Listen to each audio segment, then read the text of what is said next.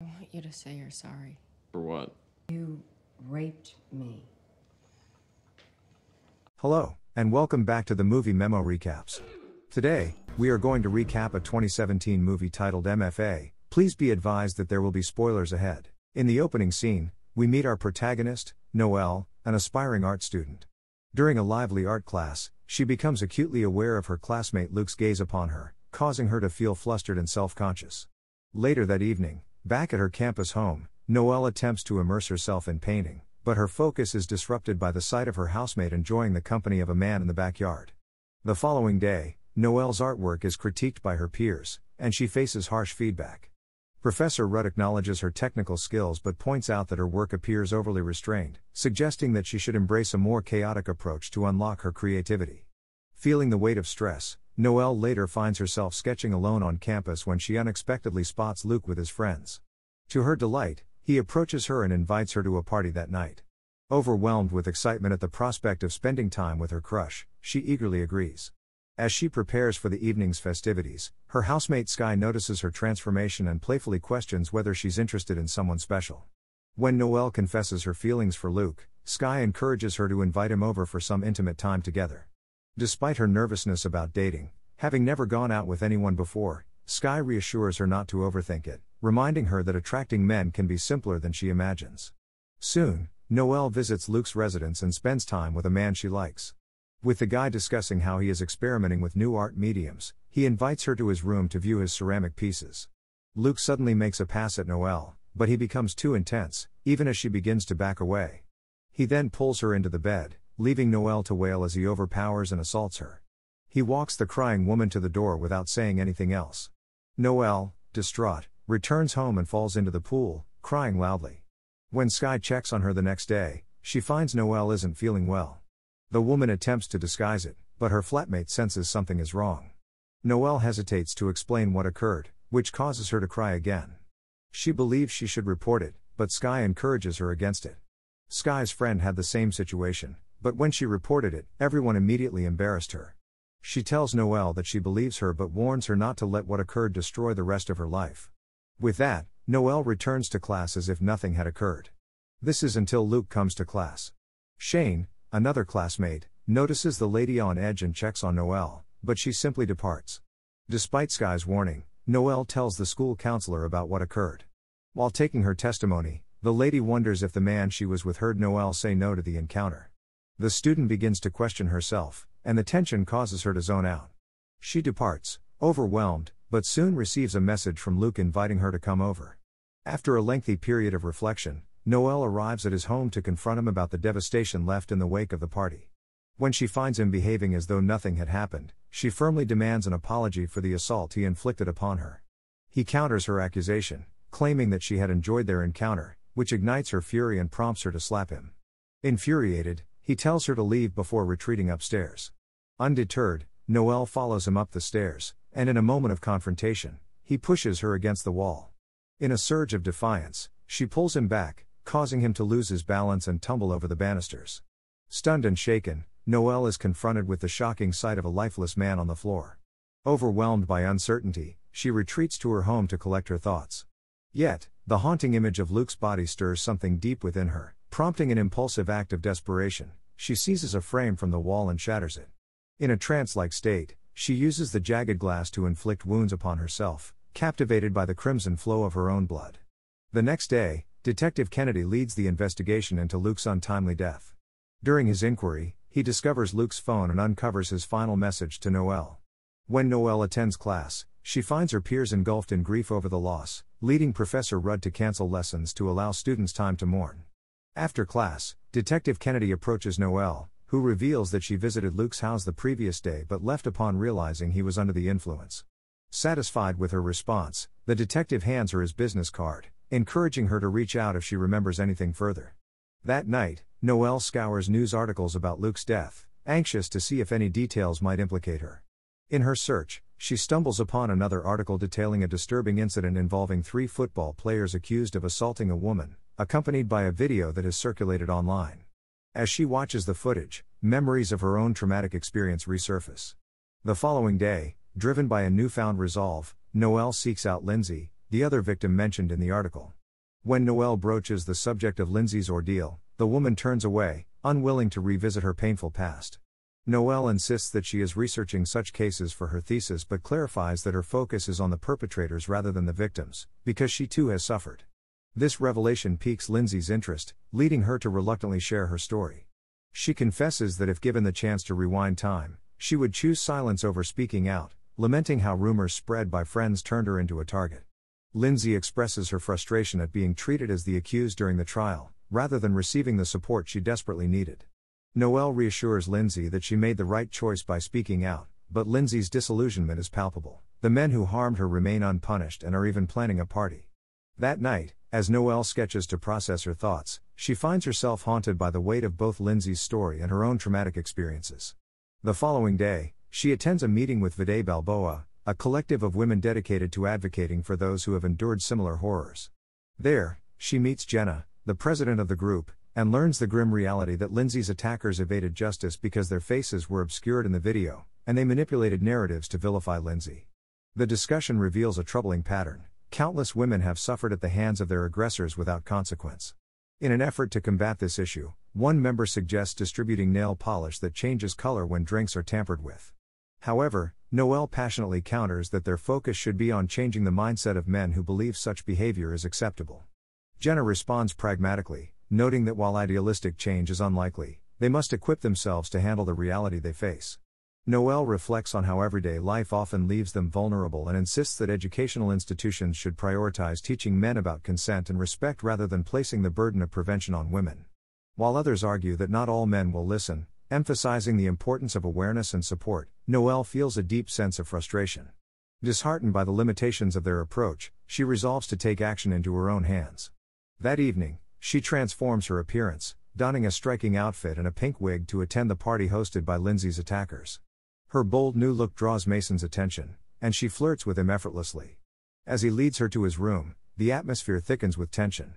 Taking control of the situation, Noelle seizes the moment to grab a drink for Mason, discreetly slipping something into it with a steely determination. Mason becomes increasingly disoriented, and when he asks for water, Noelle forces him to drink more from the cup, mirroring the cruel treatment he inflicted on Lindsay.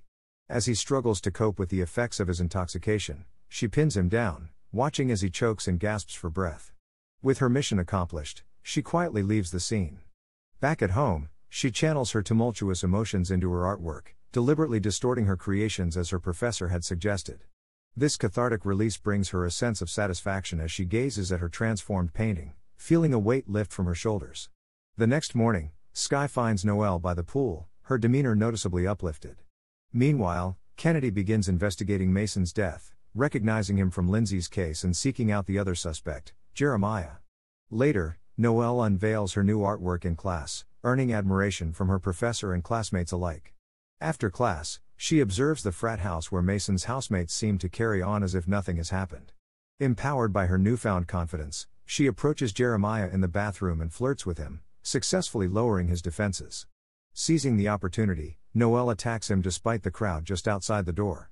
In a twist of fate, Kennedy returns to the house to question Jeremiah, only to discover him lifeless. As night descends, Noelle stalks Connor, the third suspect in Lindsay's case, as he jogs in the stadium. When he heads to the showers, she approaches him, wielding a hammer. In one swift motion, she strikes him down. However, Connor is still conscious and manages to trip her, causing her to drop her weapon. As he pins her down and begins to choke her, Noelle fights back with fierce determination. After a struggle, she retrieves the hammer and delivers a fatal blow to Connor's head. News of the men's deaths spread like wildfire across campus, leaving a ripple of shock in its wake. The police begin their investigation by questioning several of Mason's fraternity brothers, uncovering that he was last seen leaving with a woman sporting a pink wig on the night of his death. Meanwhile, Noelle revels in the newfound inspiration and artistic style she has discovered, allowing her creativity to flourish amidst the chaos. As the investigation unfolds, another detective approaches Lindsay, who is frustrated by the disproportionate media attention given to the men's deaths compared to the trauma they inflicted on her and others. She urges the police to consider that there may be other victims out there, too frightened to come forward with their stories. During a Vide Balboa group meeting, a sense of empowerment fills the room as some women express hope that these tragic events will prompt men to reconsider their actions. However, Jenna voices a dissenting opinion, reminding the group that celebrating the deaths of abusers does not aid in the healing process for their victims. She emphasizes that their mission should focus on supporting survivors, not glorifying those who have caused harm. In a contrasting moment of intimacy, Noelle spends time with Shane, someone she genuinely enjoys being around. As their connection deepens, things heat up between them, but just as they reach a pivotal moment, Noelle's past trauma from her experience with Luke resurfaces, causing her to abruptly push Shane away and ask him to leave after his departure. Noelle finds her roommate Sky in distress, curled up on the floor in tears after having intentionally harmed herself. As Noelle tends to Sky's wounds, she learns that Sky's real name is Daisy, a name she abandoned after a traumatic incident in hopes of shedding her old identity. Understanding the weight of this revelation, Noelle remains by Daisy's side until she drifts off to sleep.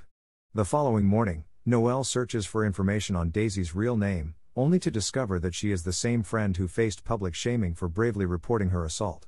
However, her attempts to delve deeper into Daisy's story are thwarted as she encounters blocked articles, leaving her yearning for answers and a way to support her friend.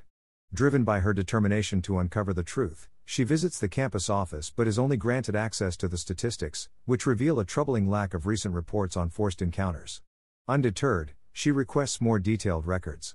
Officer Dave leads her to the storage room, where her eyes land on Sky's folder. Seizing the opportunity, she deliberately creates a distraction, allowing her to stealthily snatch the file. When Noelle returns home, she finds Sky in a surprisingly upbeat mood after spending time with her parents. Yet, Noelle senses that her friend is merely masking her inner turmoil.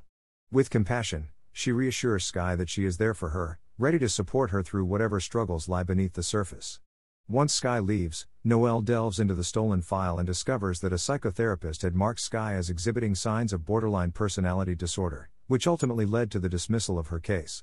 Fueled by this revelation, Noelle seeks out the therapist, Melinda Sanders, confronting her with accusations of being complicit in covering up cases like Sky's.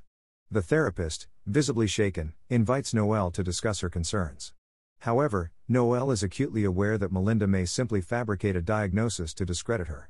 With steely resolve, Noelle warns Melinda to either fulfill her professional duties with integrity or step aside, otherwise, she will ensure that Melinda's career is jeopardized.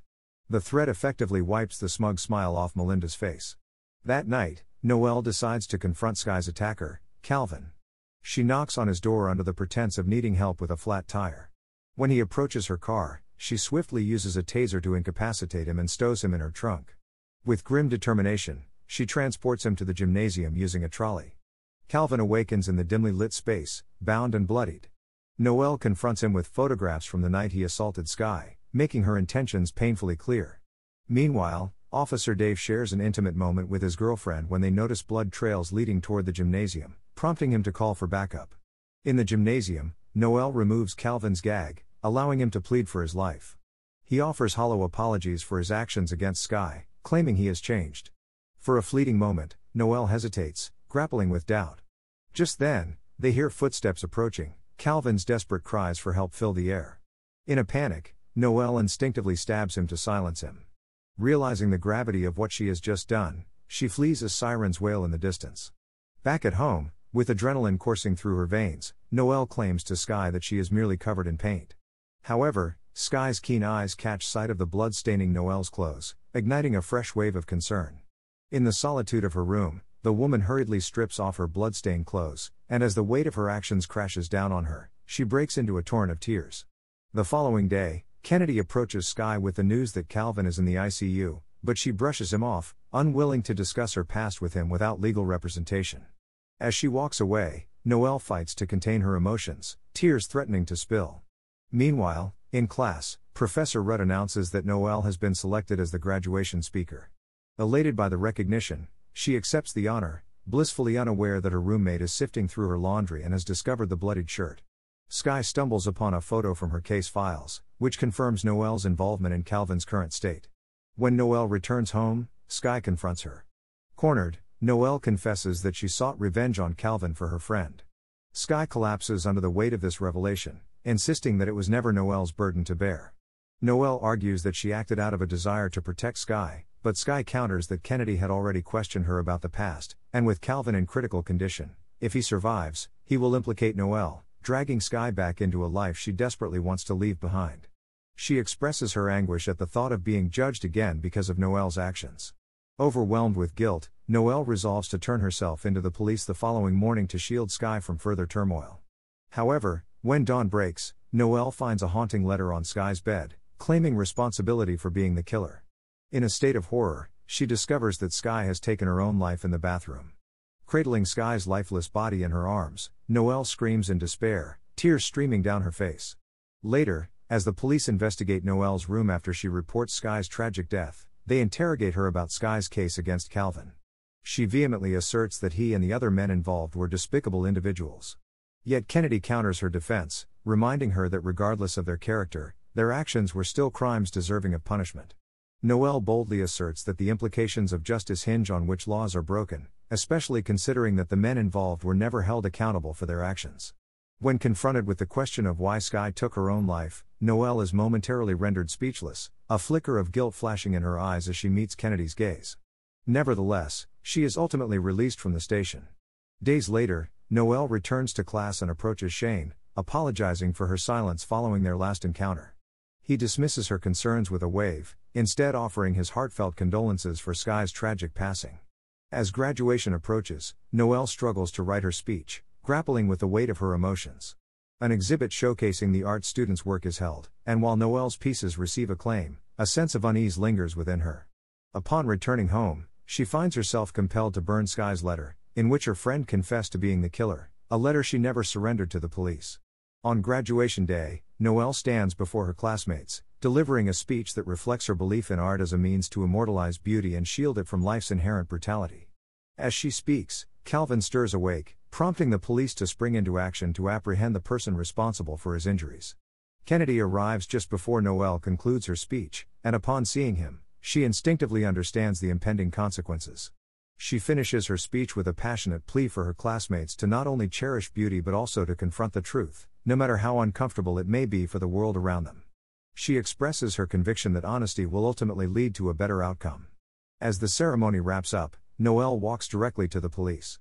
Even as they cuff her wrists, she smiles, embracing the repercussions of her choices and finding solace in the thought that there are fewer men like Calvin left in the world. Thank you for watching. If you are new, don't forget to subscribe for more recaps until next time. Have a nice day.